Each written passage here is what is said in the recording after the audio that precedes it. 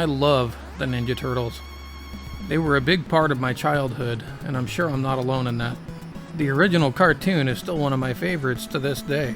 The jokes are still funny, and the storylines to the cartoons are great.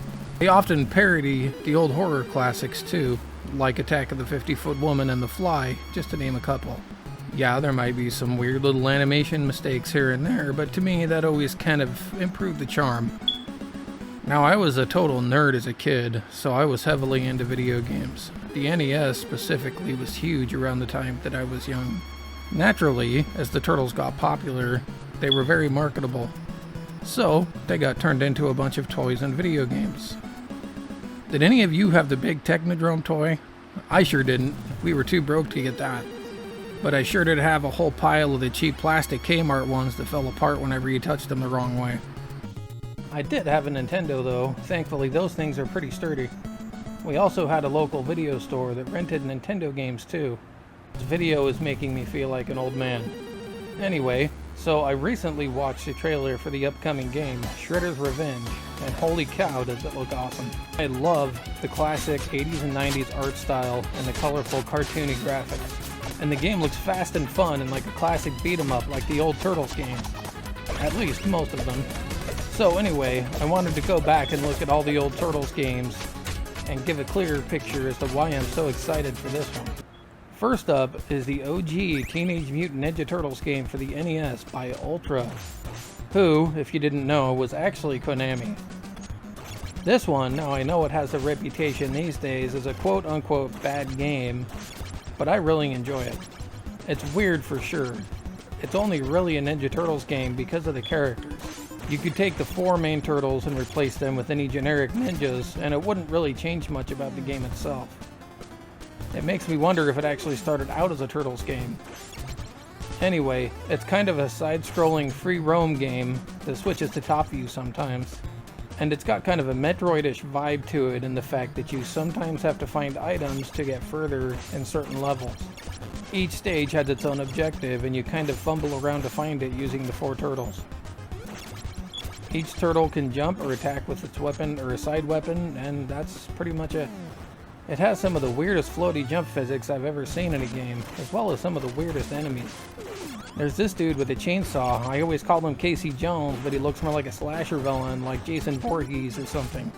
Then there's this guy, which spits out these things that look like flaming turkey legs, and these things that look like missiles with bat wings. There's a ton of random robots in here too, some of them look like bugs, and you get the picture. My one tip for this game, save Don for the boss. He has gigantic range with his bow staff and he does the most damage. The other turtles honestly kinda suck. Leo has his katana that has a little bit of range, but that's about it. Everyone else hits like a wet paper bag and has almost no range. Sometimes you're better off just trying to walk through enemies with them. Anyway, the character graphics and stuff in this are surprisingly good, even though there's almost nothing representative of the Ninja Turtles besides for a few of the character sprites. Yeah, it has Bebop and Rocksteady and Shredder and April and Splinter, but I'm talking enemy-wise, there really isn't a whole lot that represents Ninja Turtles. Interestingly, this is the only game where the Turtles can go into the sewer. And the other games, it does damage and they complain about how dark it is. Which is weird because, don't they live in a sewer? I don't know why they did that in the other games. Anyway, next up is the arcade game.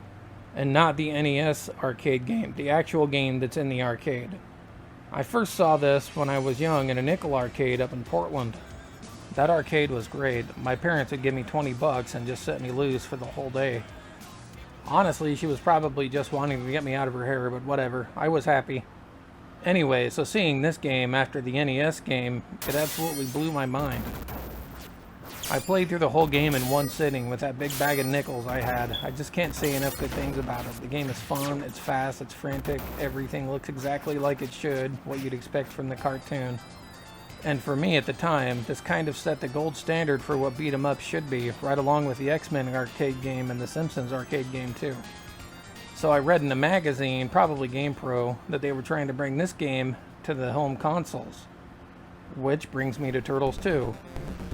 Honestly, I was kind of disappointed with this one at first. It was a serious step down from when I played in the arcade. But having this at home and being able to hang out with my friends all weekend trying to beat it on one rental, was about as much fun as a kid could have. In this one though, all the turtles are essentially the same. They all have the basic ground attack, jump kick, and this weird jumping slash that always looked awkward to me. I'm not really sure what they're trying to accomplish with this attack. Regardless, it's the strongest attack you have. Just spam it against all the regular mobs and you can clear them all out relatively easily. Even these Mousers get destroyed by it. Anyway, I had a lot of fun playing this game, but I don't love it as much as everyone else seems to. The graphics are nice and the sound is good and the music is fantastic, but it just was a step down from the arcade game. Then came Turtles 3 on the NES. This game has the best opening. It's actually the opening that I used for the video. That said, this game is pretty similar to 2. They did this head flip thing that you can use to throw foot soldiers into other ones behind you. It kills regular ones and it leaves the other ones with just one hit left. The graphics in this one are pretty good too. The turtles look a little funny, but everything else looks pretty good. The foot soldiers look really good and crisp here too. But the turtles are mostly the same, except the fact that each one has its own special move that kind of sets them apart from each other. Raph has a head spin, Donatello has this bow spin, Leonardo has this weird move that he just kind of spins in place, and Mikey has a handspring. This one's kind of useless, honestly. One weird quirk that these moves have is that they take a life point when you use them, unless you only have one life point left. At that point, you can just spam it as much as you want and won't take your last life point. So, just spam away until you get hit. This game is okay. I never spent a lot of time with it, to be honest, but it's at least as good as the second one, so take that as you will. Then came the Super Nintendo, and holy crap did it change things for me. Turtles in Time, specifically, is probably my favorite Turtles game to date. And I'm not alone in that, and it's with good reason. It's probably even better than the original arcade game. It kind of takes a similar vibe in a lot of the moves and stuff and expands on them.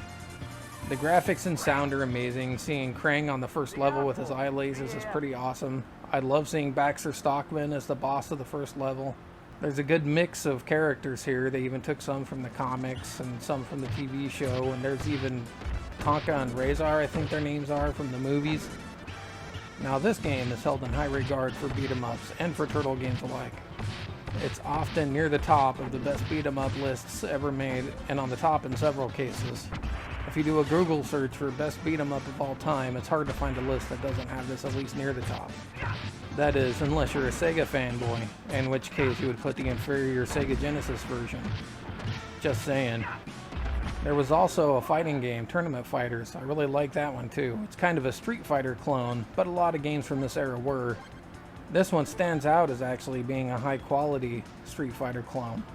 It actually has a lot of mechanics that were pretty innovative for the time, like super moves that you can do when your super meter is full.